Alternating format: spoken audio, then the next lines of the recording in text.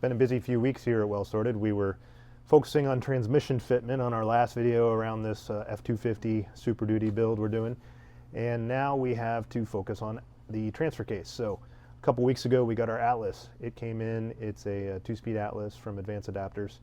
And we went about fitting that in the truck behind the trans and ran into a few problems, as often is the case here when you're doing something new. So we struggled, we scratched our heads for a little bit. We ended up talking to the guys at Advanced quite a bit, and I think we found the solution.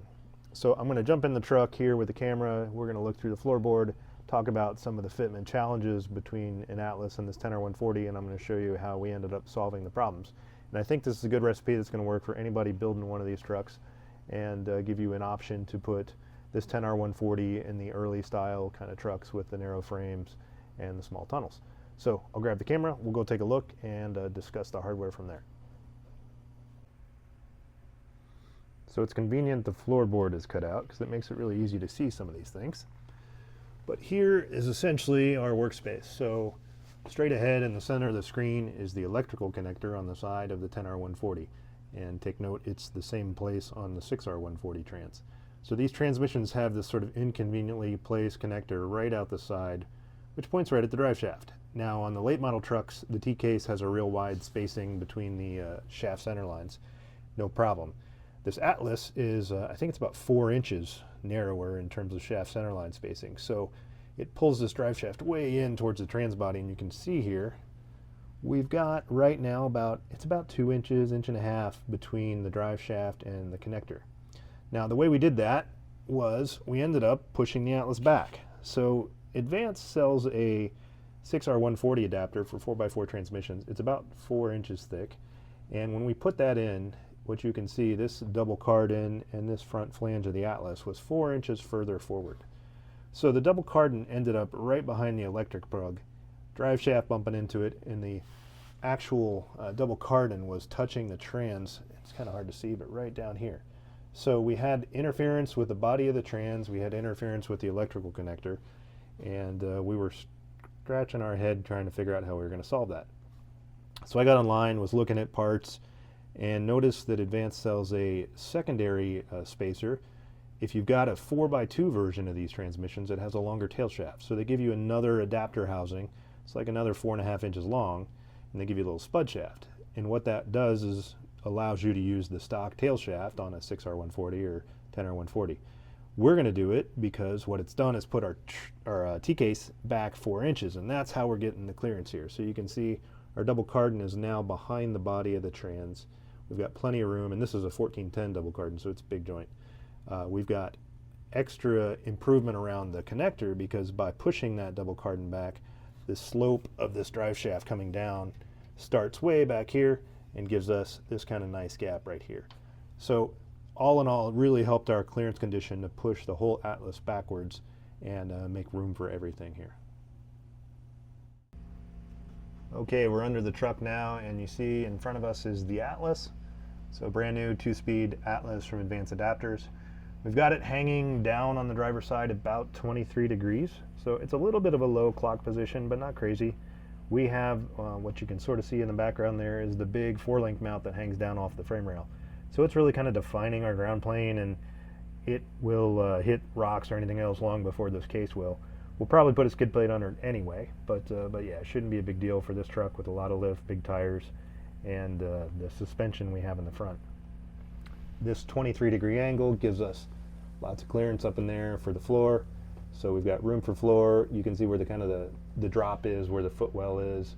It's clear of the shifters. We're basically good everywhere except maybe right in the center. There's a body cross member we cut out. You can see maybe daylight coming through those holes where the spot wells were drilled. We're going to notch that a little bit right in the middle, maybe take 1 inch out of it. But then the rest of it will just go right back in the way it was. So not a big tear up in terms of body, and it would be all underneath the truck. So if you got to do this at home, you know, not a big deal to sit there with your grinder and just notch out some portions of it. We're going to swing around to the front side here and show you really what made all this work. So in the back, you can see the T-case is just a little bit ahead of the rear frame cross member that supports the cab. So the output flange is about 3 inches ahead of that frame cross member, just to give you a reference point. And coming forward, we'll take a look at the two adapters. So these are the two units from Advanced that are designed for adapting a 6R140 to an Atlas. This one on the right has the mount on the bottom right there. That's the gold kind of urethane mount. This is the original. They sell it as the 4x4 adapter. It goes on, and then if you have a 4x2, they sell you this additional extension housing because the tail shaft is so long on a 4x2. We're using it anyway, so we're putting a spud shaft on the output of the 4x4. We're putting the 4x2 extension housing on, and then it all bolts right to the Atlas here. So that gives us a total stacked up length of about 9 inches of adapter, which is kind of long, but in this truck, not a big deal. We've got a lot of wheelbase because it's a long bed pickup. In a Bronco, that could be problematic because you're going to really start shortening your rear drive shaft and getting into some extreme angles there. Swinging under, now you can see this is the double cardan, and really the clearance we were after is that corner of the transmission to that double cardan. So we're in really good shape here. This is a nice big 1410 double cardan. And that's by pivoting down and by having that extension housing, we're just lots of clearance, very, very good condition there. Swinging up, you can see the shifter mechanism from below. This is the cable shifter setup, and it's got lots of clearance to the floor, so we don't have to do any sheet metal work there. So all in all, this is going to be great. The thing that's missing right now is we don't have a cross member. We had a temporary one we built and decided to change the design a little bit to make it more of a finished design for manufacturing. So that's coming from the laser cutters next week. So we're going to finalize the cross member, set this thing down on it, and that'll pretty much be it in terms of mounting the Atlas and finishing all this under hood work. From there, we're going to move on to do front suspension work. We're going to finalize the coil buckets, get the whole cross member back in the frame, and get the whole front end ready basically for the final mounting and the final cross member bolt-in kit that we're going to do to go with the engine mounts on these lowboy frames. So if you've got any questions, put them in the comments. I will try to address anything that I can and answer any questions for those of you who are trying to do this at home.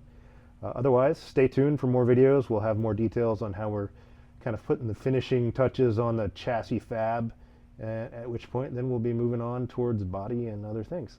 So thanks for watching. Appreciate the support. Stay tuned for more from Well Sorted on this F250 SuperDuty build we're doing.